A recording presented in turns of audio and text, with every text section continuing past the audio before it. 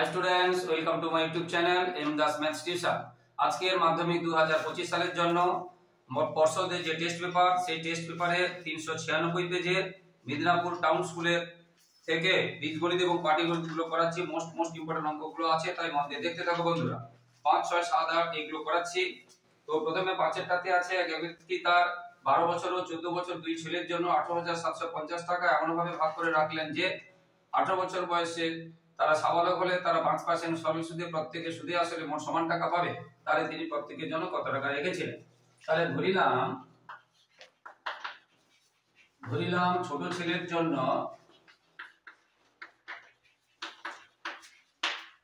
মানে যেটাকে আমরা আসল বলবো x টাকা রাখে। তাহলে ধরিলাম ছোট ছেলের জন্য x টাকা রাখেন। তাহলে তার সময় কত হবে? ছোট ছেলের টাকাটা যে খাটবে সময়, তার এখন বয়স 12 বছর, 18 বছর হবে কত বছর পরে? তাহলে 6 বছর। ছোট ছেলের সময় হবে কত? 6 বছর। এবং সুদের হার প্রত্যেকের ক্ষেত্রে সুদের হার সরল সুদের হার, এটা সরল সুদের হার, আর প্রত্যেকের ক্ষেত্রে কত বলছে? 5%। ঠিক আছে, তাহলে সুদের হার হয়ে গেল। এবার বড় ছেলের ক্ষেত্রে, ছোট ছেলের ক্ষেত্রে এবার বড় ছেলের ক্ষেত্রে, তাহলে বড় ছেলের জন্য মানে যেটা আসল, তাহলে কত হবে? মোট টাকা 18,750 টাকা। তার মধ্যে ছোট ছেলেকে x টাকা দিয়ে দিয়েছে, বাকি টাকা হবে বড় ছেলের ক্ষেত্রে। আর সময়, বড় ছেলের ক্ষেত্রে সময়টা বড় ছেলের এখন বয়স কত? 14 বছর। তাহলে 18 বছর কত বছর পরে হবে? 4 বছর পরে বড় ছেলের 18 বছর বয়স হবে। তাহলে ছোট ছেলের আসল x টাকা ধরেছি, সময় 18 বছর, এখন 12 বছর, 18 বছর হয়ে 6 বছর পরে সুদের হার 5%। বড় ছেলের ক্ষেত্রে তার আসল কত হবে? মোট টাকা তো 18,750, ছোটকে x দিয়ে দিয়েছে, তাহলে বাকি টাকাটা বড় ছেলে। তার এখন 14 বছর বয়স, অর্থাৎ 4 বছর পরে এটা হবে। আর তার সুদের হার একই, সুদের হার দুজনে একই পার্সেন্ট আছে, 5%। এবার আমরা দুজনে কি বের করব? মানে সুদ বের করব। তাহলে ছোট ছেলের ক্ষেত্রে তাহলে সুদ কত হবে? আমরা সুদ সমান কি জানি? I = PTR/100। তো এখানে p টা আমরা x ধরেছি, t টা কত বছর হয়েছে? 6 বছর, আর টা আছে 5% ইনটু 100। এবার আমরা যদি এটাকে 5 দিয়ে কাটি, 5 দিয়ে 10, আবার এটাকে যদি 2 দিয়ে কাটি, 2 10 এ 20, তাহলে কত হলো? তাহলে এটা কত হলো? 3x/10 বছর। এটা ছোট ছেলের সুদ হলো। তাহলে ছোট ছেলের সুদ এবং আসল কত হলো? আসল যুক্ত সুদ কত হলো? তাহলে ছোট ছেলের আসল যুক্ত সুদ মানে সুদের মূলে বা সুদ আসল বলা হচ্ছে, আসল যুক্ত সুদ, আসল কত টাকা ধরেছে? x টাকা। আর এখানে সুদ কত হয়েছে? এই টাকা। তাহলে কত হলো? 13x/8। ছোট ছেলের আসল এবং সুদ হলো এটা। এটা থাকলো, ছোট ছেলের আসল এবং সুদ হলো এটা। এরপরে বড় ছেলের ক্ষেত্রে,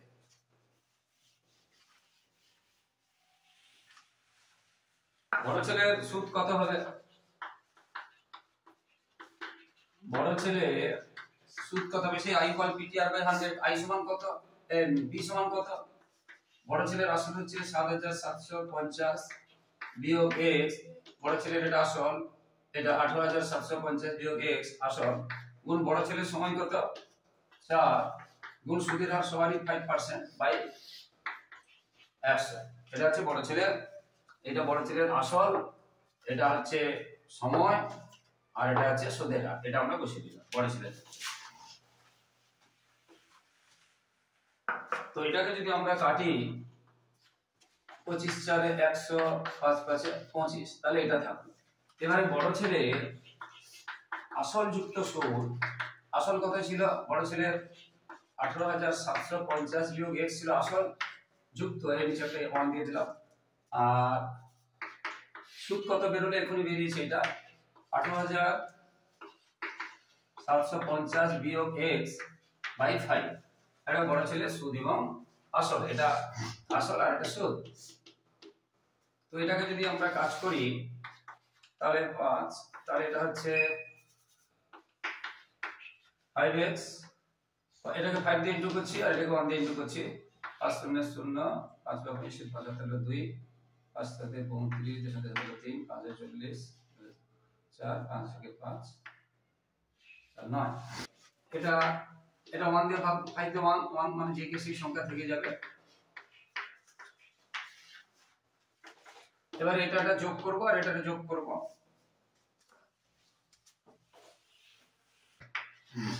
এটা যোগ করব, 5 5 10 শূন্য হাতে থাকলে 7 7 14, 15 হাতে থাকলে 8 4 12 2 হাতে থাকলে 10 11 -6x -6x। এটা হলো বড় ছেলের ক্ষেত্রে সুদ এবং আসল। এবারে কি বলেছিল, দুজনের সুদের মূল্য সমান হবে। তাহলে এটা ছোট ছেলের সুদ এবং আসল আর এটা বড় ছেলের সুদ এবং আসল। এই যে ছোট ছেলের সুদ এবং আসল আগে আমরা বের করেছি, আর বড় ছেলের সুদ এবং আসল শর্ত অনুযায়ী কি হবে বা প্রশ্ন অনুসারে এটা সমান এটা হবে। তাহলে আর এটা কত পেলাম,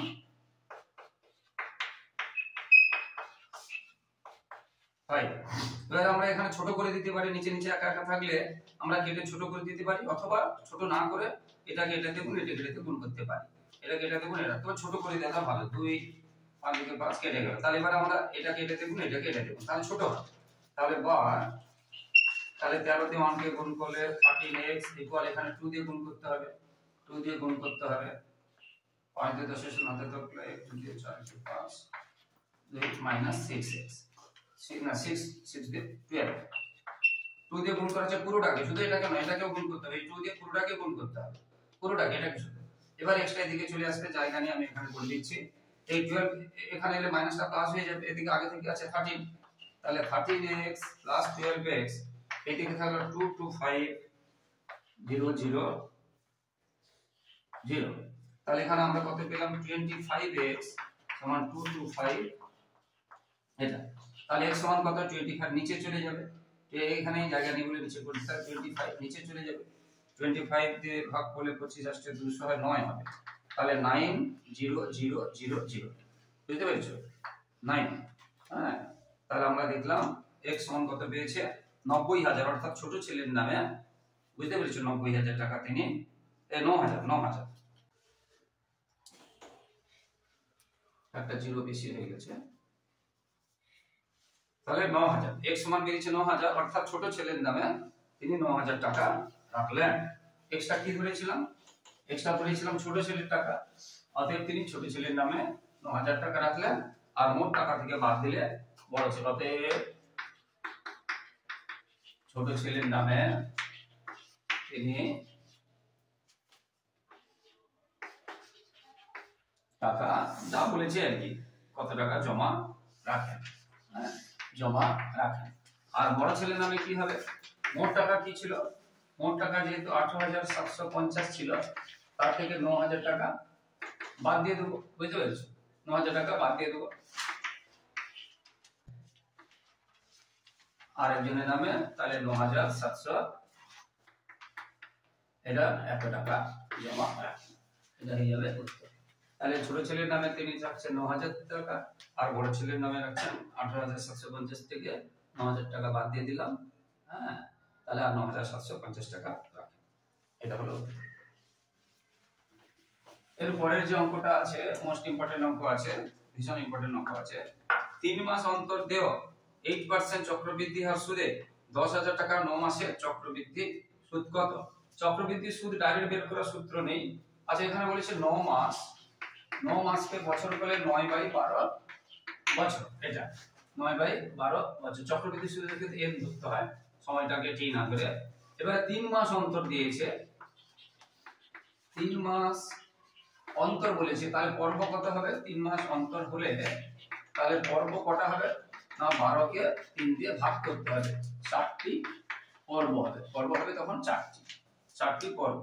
তখন সূত্র সমূহ চক্রবৃদ্ধি বের করার নিয়ম, তখন সূত্র হবে p * 1 + r/n এর জায়গায় এখানে যত 4টি পর্ব হয়েছে এখানে 4, আর এখানে 100 এর সামনে বা পরে 4 দিতে হবে। তাহলে যতগুলো পর্ব হবে ততগুলো n এর কাছে দিতে হবে এবং 100 এর কাছে দিতে হবে, ঠিক আছে। এবারে আমরা তো এখানে আসলটা দেওয়া ছিল কত, আসলটা দেওয়া ছিল 10,000 টাকা, এখানে এটা দেওয়া আছে, আসলটা লিখে নিই আমরা, মূলধন যেটা আসল দেওয়া ছিল 10,000। তাহলে আমরা এখানে বসাবো 1 প্লাস আর 8% বলেছি, আর চাই 8%, তাহলে r বাই n গুণ এখানে 9 এর মান কত হয়েছে, 9 12 বুঝতে পেরেছো। এবং আসল এখানে 10,000, আর 8টা এখানে দেওয়া আছে 8%, এখানে লিখিনি 8টা কত দেওয়া আছে, 8টা আছে 8%, বুঝতে পেরেছো। এবারে 4 একে 4, 4 2 8, 2 50 100, তাহলে 50 কে 50 ইনটু 1, তাহলে কত হচ্ছে 51/50 ইনটু 4 একে 4, 4 3 12, 3 3 9, এটা কিউ। তাহলে এটাকে আমরা একটু বড় গুণ আছে 51/50 ইনটু 51/50 ইনটু 51/50, এটা কি বেরোবে, সুদ এবং আসল। এবারে এর একটা যদি কেটে দিই, আর একটা 5 একে 5, 5 দিয়ে 10 যদি কেটে দিই, তাহলে কি থাকলো, নিচে থাকলে 5 5 25, আর উপরে 51 ইনটু 2 ইনটু বলে যা পাবো, এটা একটা বড় গুণ আছে, গুণ করে বসাতে হবে। তাহলে এটা গুণ করলে আমরা এই সংখ্যাটা পাবো, আর এটা 25, একে 25 দিয়ে ভাগ করলে আমরা পাবো 10,612.08 টাকা। তাহলে এটার মধ্যে কি পেয়েছি, সুদ এবং আসল। এ মানে কি, সমূল চক্রবৃদ্ধি, এ মানে সমূল চক্রবৃদ্ধি, সমূল চক্রবৃদ্ধি। তাহলে এখান থেকে আমরা সমূল, মূল মানে আসল, আসল যদি আমরা 10,000 বাদ দিয়ে সুদ পেয়ে যাব, তাহলে তোমরা নিচে লিখবে অতএব চক্রবৃদ্ধি সুদ। তাকে আমরা কি করি, এ থেকে পি বাদ দিই, মানে সমূল চক্রবৃদ্ধি মানে কি, আসল এবং সুদ থেকে আসল বাদ দিই। তো এখানে এটা কত পেয়েছি, 10,612.08, মাইনাস ওটা কত ছিল, 10,000 ছিল, তাহলে মাইনাস করলে আমরা কত পাবো, 612.08 টাকা। এটা হয়ে গেল চক্রবৃদ্ধি সুদ। এই দুটো অঙ্ক কিন্তু মোস্ট ইম্পর্টেন্ট আছে বন্ধুরা, মন দিয়ে করবে। এরপরে 6 এর দাগের যে অঙ্কটা আছে, 6 এর ব্র্যাকেটটাতে আছে x² - px + q = 0। এই সমীকরণে বীজদ্বয়ের অনুপাত 1:2। দেখো বীজদ্বয়ের অনুপাত দেওয়া আছে, বীজদ্বয়ের অনুপাত আছে 1:2। ধরিলাম বীজদ্বয় মানে দুটি, যথাক্রমে x আছে, x আর p ধরা যাবে না, x আর p ছাড়া অন্য কিছু ধরবে, বুঝতে পেরেছো, x আর p ছাড়া অন্য কিছু ধরবে। তো r ধরলাম, বীজকে রুট বলে ইংলিশে, r ও 2r, এটা r ধরলে এটা 2r, এটা m ধরলে এটা 2m, এটা p ধরলে এটা 2p, এরকম হয়ে গেল বীজদের অনুপাত। এবার p ও q এর মধ্যে সম্পর্ক নির্ণয় করতে বলেছে, p ও q এর মধ্যে সম্পর্ক। এখন এই যে সমীকরণে বীজদ্বয়ের সমষ্টি সমান আমরা কি পাই, বীজদ্বয়ের সমষ্টি, বীজদ্বয়ের সমষ্টি সূত্র আছে, বীজদ্বয়ের সমষ্টি সূত্র আছে -b/a। এটা মানে এটা b হতে হবে, এটা a, এটা b, এটা c হতে হবে। কিন্তু এখানে কি আছে, বীজদ্বয়ের সমষ্টি মানে আমরা একটা r ধরেছি, অতএব একটা r একটা 2r, এটা একটা r একটা 2r, আর বীজদ্বয়ের সমষ্টি -b মানে এখানে আগে থেকে সূত্রের মাইনাস, আবার এখানে আগে থেকে -p/a, এখানে কিছু নেই, মানে এখানে কিছু নেই, মানে এটা 1 আছে, কিছু নেই মানে এটা 1 আছে, তাহলে মাইনাস আছে প্লাস, অর্থাৎ p, এটা আমরা পেলাম। অর্থাৎ এখানে আমরা কি পাচ্ছি, 2r আর r, তার মানে 3r সমান আমরা পেলাম p, বা আমরা r সমান পেলাম p/3, বা আমাদের দরকার হবে বলে এখান থেকে বের করে নিচ্ছি, তাহলে r² সমান p/3 হোল স্কয়ার। আচ্ছা এটা পরে করছি, এখান থেকে পেলাম। এবারে আরেকটা আমরা জানি, বীজদ্বয়ের গুণফল, বীজ দুটির বা বীজদ্বয়ের গুণফল হয় c/a, এটা সূত্র, বীজদ্বয়ের গুণফল হয় c/a, বীজদ্বয়ের গুণফল c/a। তো এখানে বীজ দুটো কি কি ধরেছি, বীজ একটা r ধরেছি আর একটা 2r ধরেছি। এবার c, এখানে c কত আছে, q, আর এই আছে 1, তাহলে আমরা লিখব q/1, তাহলে 2r² সমান আমরা পাচ্ছি q/1 মানে কিছুই না, এটা তাহলে r স্কয়ার সমান কত পাচ্ছি q/2। এই জন্য আমরা বলেছিলাম যে r স্কয়ার, এখানে যেহেতু r স্কয়ার পেয়েছি এই জন্য এখানে r স্কয়ার করব। তাহলে এটা হবে কত, এখানে জায়গা একটু এইদিকে পিছিয়ে দিচ্ছি, তাহলে r স্কয়ার সমান p/3 স্কয়ার, p/3 অর্থাৎ p স্কয়ার বাই 9। তাহলে এখানে r স্কয়ার পেলাম, এটাকে 1 নম্বর যদি ধরি, এটাকে যদি 2 নম্বর ধরি, এখানে r স্কয়ার পেলাম p স্কয়ার বাই 9, আর এখানে r স্কয়ার পেলাম কি q/9, q/2। তাহলে এটাও r স্কয়ার, এটাও r স্কয়ার, তাহলে আমরা লিখব এটা ইকুয়াল এটা, এখানে জায়গা নেই, এখানে লিখে দিচ্ছি। অতএব আমরা কি লিখতে 1 নম্বর 2 নম্বর তুলনা করে পাই, 1 নম্বর 2 নং সমীকরণ তুলনা করে পাই। তাহলে আমরা কি পেলাম p square by 9 equal q/2, এটা হচ্ছে q/2, অর্থাৎ এটাকে যদি কোণাকুণি গুণ করি তাহলে আমরা কি পাবো 2p স্কয়ার ইকুয়াল 9q। পরের লাইনে লিখবে তাহলে 2p স্কয়ার ইকুয়াল 9q। এটা হয়ে গেল উত্তর, তাদের মধ্যে সম্পর্ক। এরপরে 6-2টাতে সমাধান আছে, খুব সহজ আছে। x/a প্লাস a/x সমান x/b প্লাস b/x, যেখানে x নট ইকুয়াল 0 সমাধান করতে বলেছে।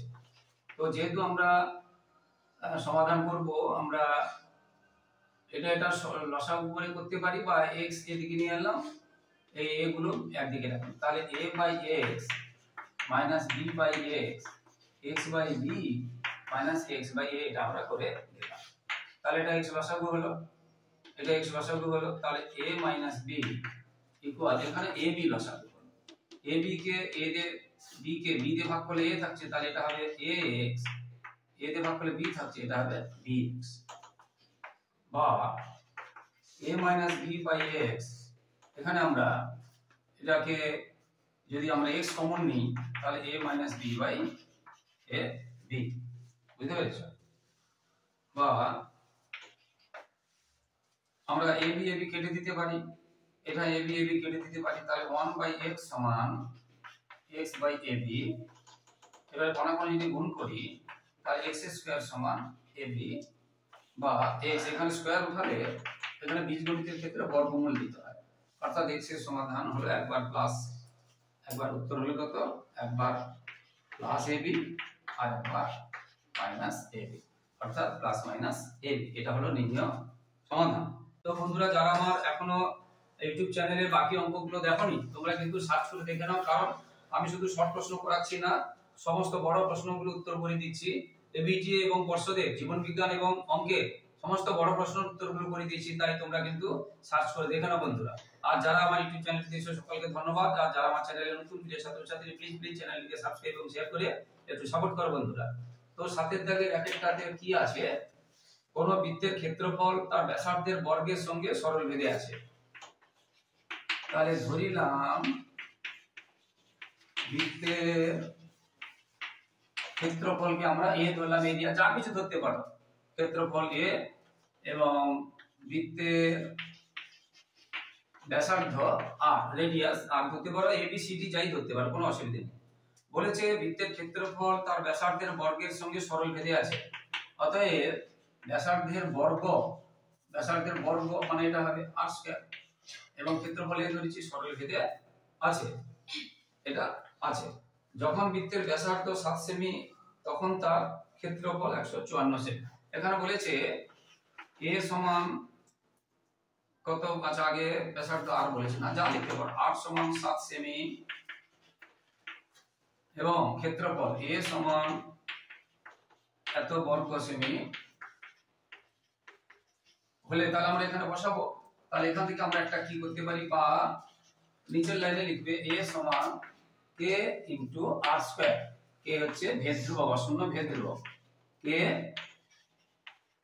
এই কথা লিখতে হবে কিন্তু ধ্রুবক, এবং k not equal 0, k not equal 0। তাহলে এইখানে আমরা a টা আর r এর মানটা বসিয়ে দেব। তাহলে a সমান কত পেয়েছি 154 সমান k into r square, k into 7 square, বা k ইনটু 7 স্কয়ার সমান 154, বা k ইনটু 49 সমান 154, বা k সমান 49 7 7 2 14 और 7 2 14 কাটছে না কোনটা, তাহলে কে সমান কত পেলাম 22/7। অতএব এবারে এখানে আমরা যে সংখ্যাটা পেয়েছিলাম সম্পর্কটা যেটা পেয়েছিলাম a সমান k * r স্কয়ার, a সমান k * r স্কয়ার, k না কি লিখে k এর মানটা আমরা কত পেলাম 22/7 * r স্কয়ার এটা আমরা বসাবো। এরপরে বলেছে বৃত্তের ব্যাসার্ধ 14 সেমি হলে তার ক্ষেত্রফল কত ভেদ তত্ত্বের সাহায্যে বলেছে। এবারে ব্যাসার্ধ 14 সেমি হলে ব্যাসার্ধ না ব্যাস বলছে খুব ভালো করে দেখে নেবে, তা r সমান 14 হলে তাহলে a সমান কত, তাহলে a সমান 22/7 * এই r স্কয়ার, মানে আমরা কি লিখতে পারি 14 * 14, এবং বর্গ সেমি হবে, ক্ষেত্রফল বর্গ সেমিতে হয়, বর্গ সেমি। এবারে 7 দিয়ে যদি কাটি 7 দিয়ে 14, এবার এটা গুণ করে বসিয়ে দিলে হয়ে যাবে, বুঝতে পেরেছো?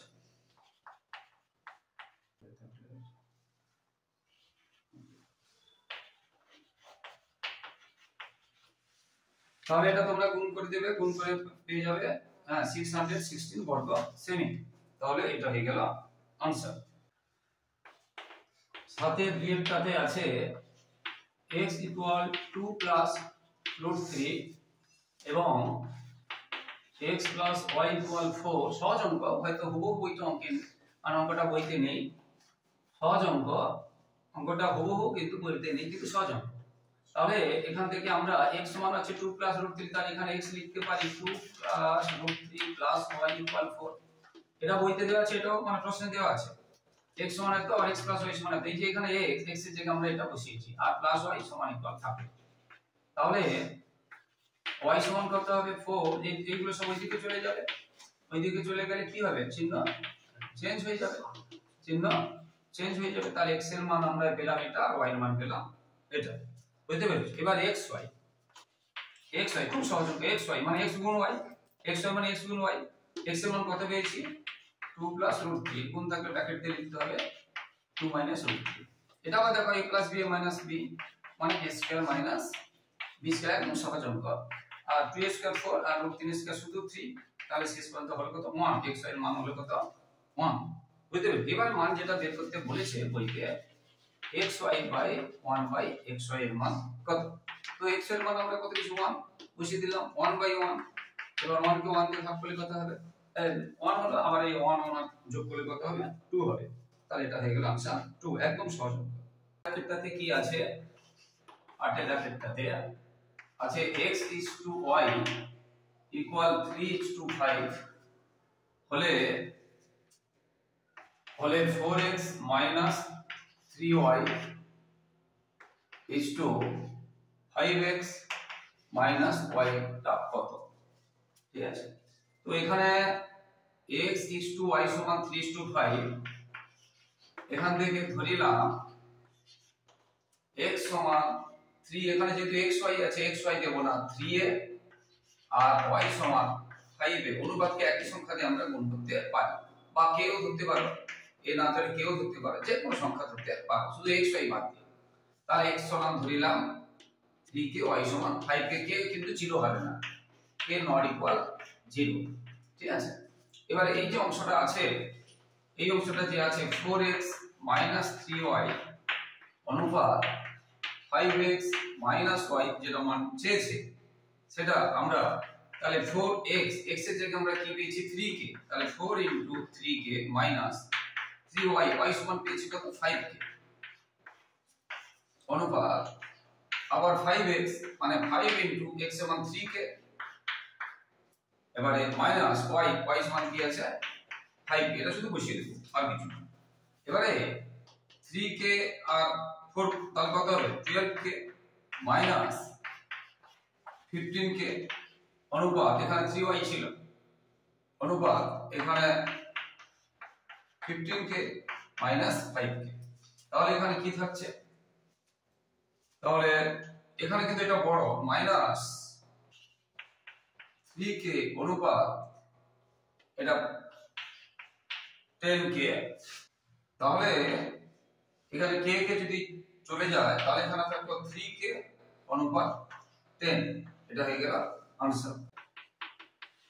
8 এর 2 এর তাতে আছে x equal 8ab by a plus b।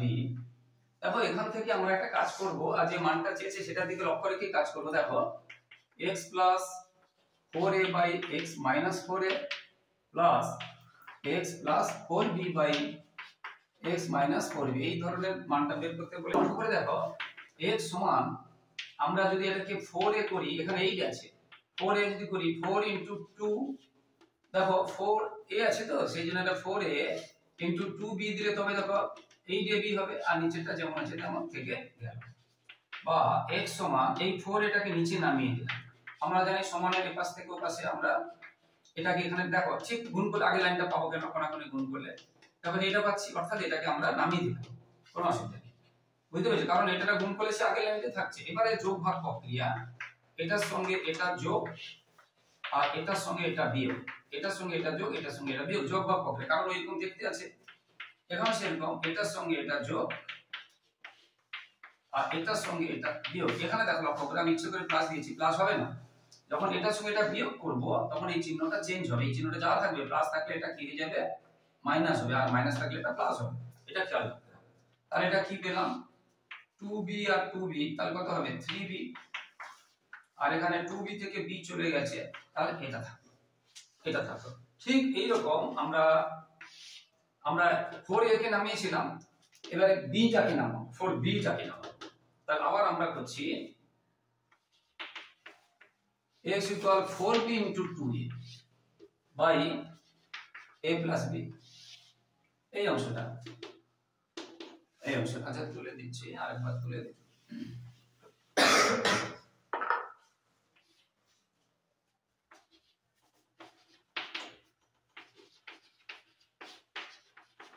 দেখো এটা ছিল, এটা এই যখন এখানে এই ধারটা হচ্ছে পুরো সেই রকম, ঠিক এটার মতো এখানে 4a করেছিলাম, এখানে করেছি 4b। তাহলে 4b যদি 8ab ছিল তাহলে 4b করলে 2a দিতে হবে। এবার এই 4b টাকে নামিয়ে দিলাম, তাহলে x by 4b equal 2a by a plus b। এবার এটা যোগ ভাগ প্রক্রিয়া আগের মতো, x by 4b minus x by 4b, এদিকে সেরকম যোগ ভাগ, এটার সাথে এটা যোগ আর এটা থেকে এটা বিয়োগ, এর একসাথে করে দিচ্ছি, বিয়োগ হলে চিহ্নটা চেঞ্জ হবে। তাহলে কি থাকলো 2a আর 2a, আর এখানে 2a থেকে 2a চলে গেল, এটা থাকলো। তাহলে এই অংশটা সমান এটা থাকলো, এই অংশ, আর বইতে এইটা প্লাস এটা চেয়েছে, বইতে প্রশ্নে এটা প্লাস এটা চেয়েছে, এটা মানে কত এটা লিখো, প্লাস এটা, এটা মানে কত এটা লিখো, যেটা প্রশ্নে চেয়েছে। তাহলে ডায়াগ্রামে আমি মুছে উপরে পড়াচ্ছি, কার মানটা বের করতে হবে প্রশ্নে চেয়েছিল, এটা বাই x minus 4a আর এটা বাই x minus 4b, এই মানটা চেয়েছিল। এবার দেখো এটার মানটা কি পেয়েছি, এই মানটা কি পেয়েছি, দেখো এটা পেয়েছি, সেই কথাটা আমরা লিখবো 3b plus a by b minus a plus এটা লিখেছি, আর এর মানটা কি পেয়েছি, দেখো 3a plus b by a minus b পেয়েছি। যে মানটা আমরা পেয়েছি, এটার মানটা আমরা এটা পেয়েছি, আর এটার মানটা আমরা এটা পেয়েছি, বসিয়ে দিয়েছি, আর কিছু।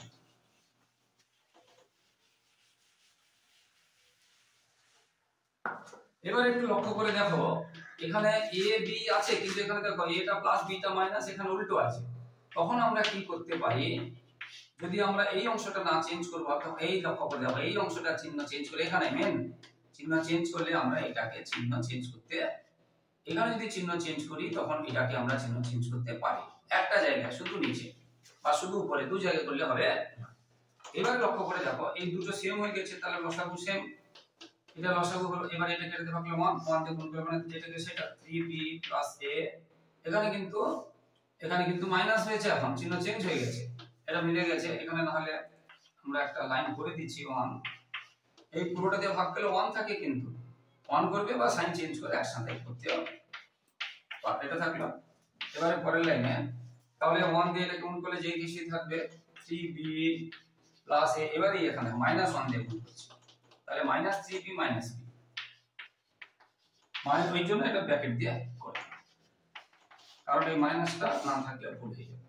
এবার দেখো 3b থেকে এটা 3a হবে, সরি এটা 3b থেকে 2b একটা 1b চলে যাচ্ছে, তাহলে 2b, আর এখানে 3b 3a মাইনাস, আর এটা a plus minus A plus, a সঙ্গে এর কাজ হবে, b সঙ্গে b এর কাজ হবে, যে বড় তার চিহ্ন হবে, বুঝতে পেরেছো? এবার দেখো এখানে 2 এখানে 2 চলে গেল, 2 চলে গেল কি থাকছে এটা, আর নিচেও আছে এটা। এবার যখন বড় সংখ্যা কাটবো আমরা, একই সংখ্যা কাটলে আমরা ব্র্যাকেট দিয়ে কাটবো, তাহলে এটা কেটে গেল, তাহলে থাকলো কত 2, এটা आंसर হয়ে গেল 2। ভীষণ ইম্পর্টেন্ট অঙ্ক আছে বন্ধুরা, মন দিয়ে পড়বে, ভীষণ ইম্পর্টেন্ট আছে। তো বন্ধুরা, যারা আমার ইউটিউব চ্যানেলটি দেখছো সকলকে ধন্যবাদ, আর যারা আমার চ্যানেলটি নতুন দেখছো প্রিয় ছাত্রছাত্রী এবং অভিভাবক বা যারা নতুন দেখছেন, প্লিজ চ্যানেলটিকে সাবস্ক্রাইব করে একটু সাপোর্ট করুন বন্ধুরা, আর অবশ্যই লাইক ও কমেন্ট করতে ভুলো না। এবং আবার বলছি, আমার চ্যানেলে এবিটিএ এবং পর্ষদের জীবন বিজ্ঞান, ভৌতিক বিজ্ঞান এবং অঙ্কে সমস্ত বড় প্রশ্নের উত্তর বলে দেওয়া হয়েছে, তাই যারা এখনো বড় প্রশ্নগুলো দেখোনি তোমরা কিন্তু প্লিজ তোমরা আমার ইউটিউব চ্যানেলে সার্চ করে বড় প্রশ্নের উত্তরগুলো দেখে নাও। এছাড়া মাধ্যমিকের সাজেশন টেস্টের সময় কিছু দিয়েছি, আরো ফাইনাল সাজেশন 2-1 দিনের মধ্যেই দিয়ে দেবো, তাই ইউটিউব চ্যানেলটি ফলো করতে থাকো বন্ধুরা। আর 5 থেকে 10 পর্যন্ত সমস্ত ক্লাসে সমস্ত অধ্যায়ের গণিত সমাধান করে দেওয়া হয় টেক্সট বই।